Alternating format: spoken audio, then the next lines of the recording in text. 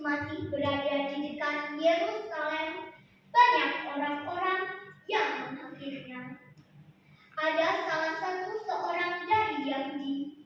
Ia adalah seorang ahli Taurat.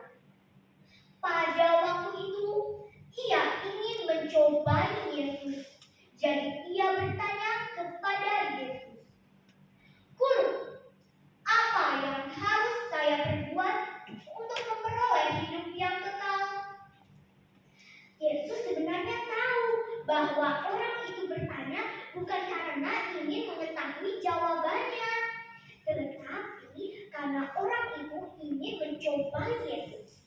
Jadi Yesus tidak langsung menjawab, tetapi Yesus bertanya kepada orang, "Apa yang tertulis dalam hukum Taurat? Apa yang kamu mengerti?" Jawab orang itu, "Kasihilah Tuhan Allahmu dengan sepenuh hatimu, dengan sepenuh jiwamu, dengan seluruh kekuatanmu, dan dengan seluruh pikiranmu, dan kasihilah sesamamu seperti dirimu sendiri."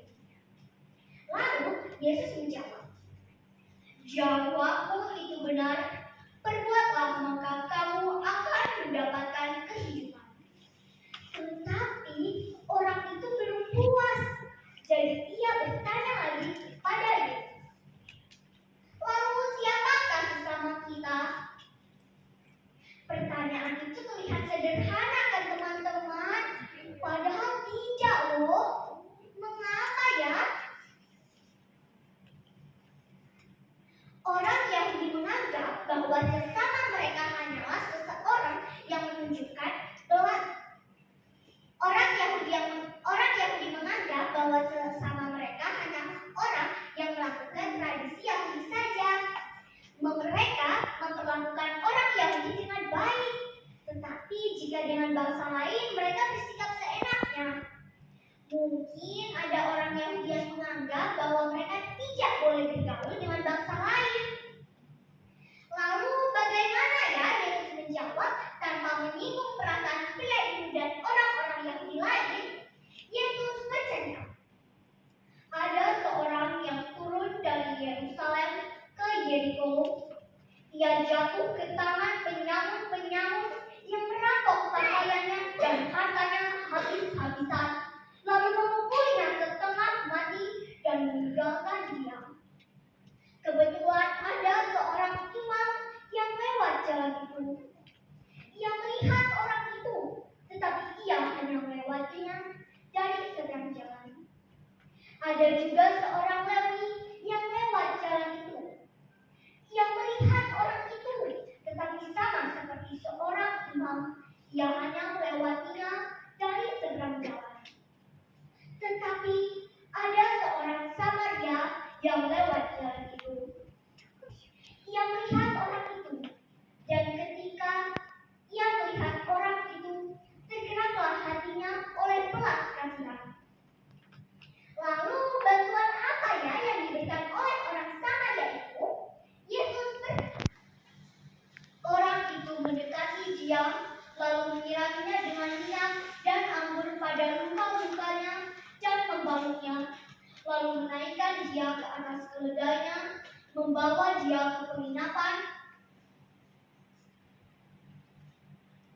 dan merawatnya.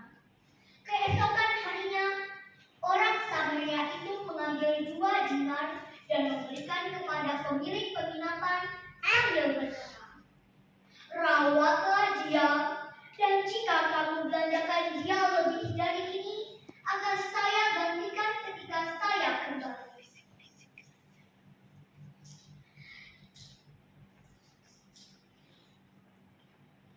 Setelah Yesus selesai bercerita, Yesus bertanya kepada pria Yahudi itu, "Menurutmu, dari ketiga orang itu, siapakah yang bersikap sebagai sama bagi orang yang jatuh ke tangan penyamun itu?" Pria Yahudi yang bertanya tadi tidak menjawab orang Samaria, tetapi ia menjawab orang yang telah menunjukkan belas kasihan kepadanya. Lalu Yesus berkata, pergilah dan lakukan itu juga. Cara mengajar Yesus tadi benar-benar bagus loh teman-teman. Jika Yesus langsung memberitahu pria Yahudi itu bahwa bangsa lain adalah sesamanya juga, apakah pria Yahudi itu dan orang-orang Yahudi lain mau menerima ajaran Yesus? Kemungkinan besar tidak. Tapi Yesus memberikan cerita sederhana yang ajarannya mudah dimengerti. Jadi mereka bisa menjawab pertanyaan, sesama saya sebenarnya itu siapa? Jelas, sesama kita yang sebenarnya itu adalah seseorang yang mau menunjukkan belas kasihan dan kebaikan hati, sama seperti yang diperintahkan dalam kitab suci. Nah, teman-teman, pelajaran yang dapat kita ambil dari cerita Yesus tadi adalah pada zaman Yesus, orang Samaria dan orang Yahudi tidak mempunyai hubungan yang baik. Jika orang Yahudi membutuhkan bantuan, seharusnya yang lebih tergerak untuk menolong adalah seorang imam Yahudi dan seorang Lewi. Meskipun begitu, mereka tidak mau menolong.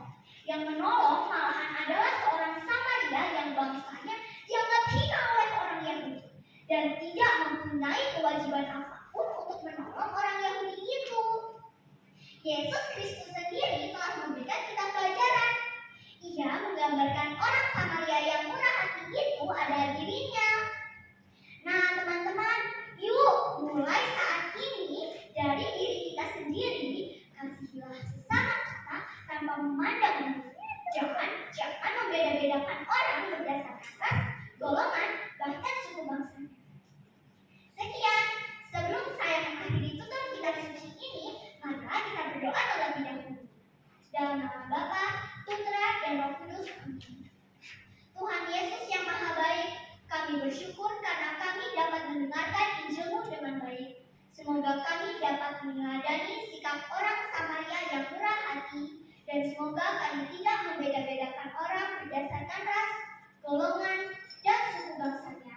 Terima kasih Tuhan, doa ini kami mohon dengan perantaraan Kristus Tuhan kami. Amin.